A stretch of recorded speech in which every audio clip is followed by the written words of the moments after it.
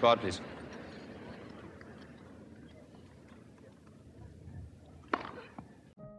Margaret Court has held it aloft 11 times.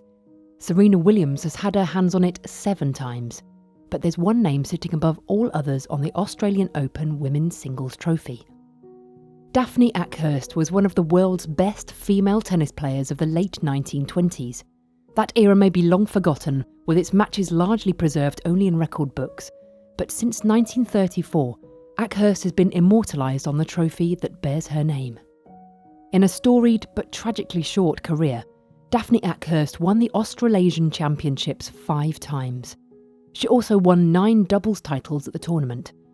Akhurst only made a couple of trips overseas, but was a semi-finalist at Wimbledon in 1928. However, rather than starring on the tennis court, she could easily have been one of the era's leading pianists. After leaving the Normanhurst boarding school in Sydney, where Mary Poppins author P.L. Travers was also a pupil, Akhurst studied at the Sydney Conservatorium of Music, where she furthered her skills on the ivories.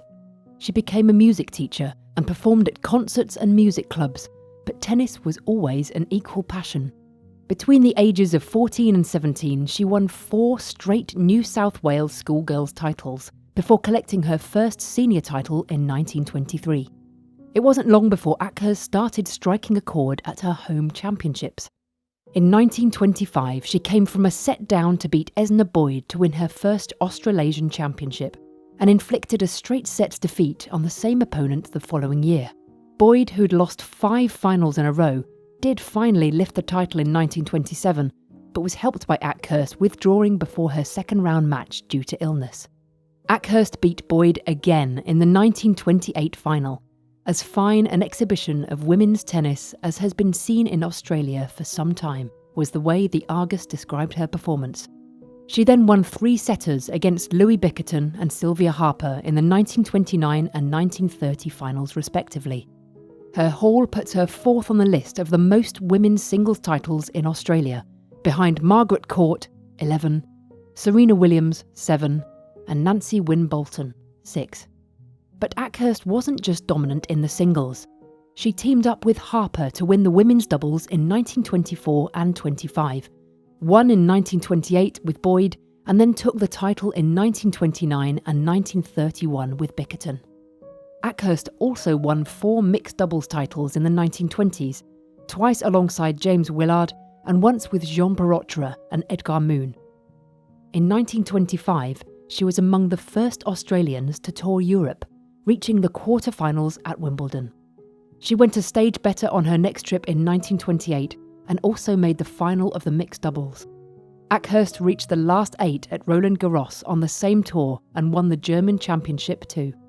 In 1930, Akhurst married Roy Cousins and bowed out from serious competition after giving birth to a son. Sadly, tragedy struck in 1933. Shortly before that year's Australian Championships, Akhurst died from an ectopic pregnancy, less than 2 years after her final trophy and just days after she had won a local doubles event. She was 29 years old. One obituary talked of her charm of manner, her sunny disposition and smile, and her graciousness to her opponent. Another called her charming and universally popular.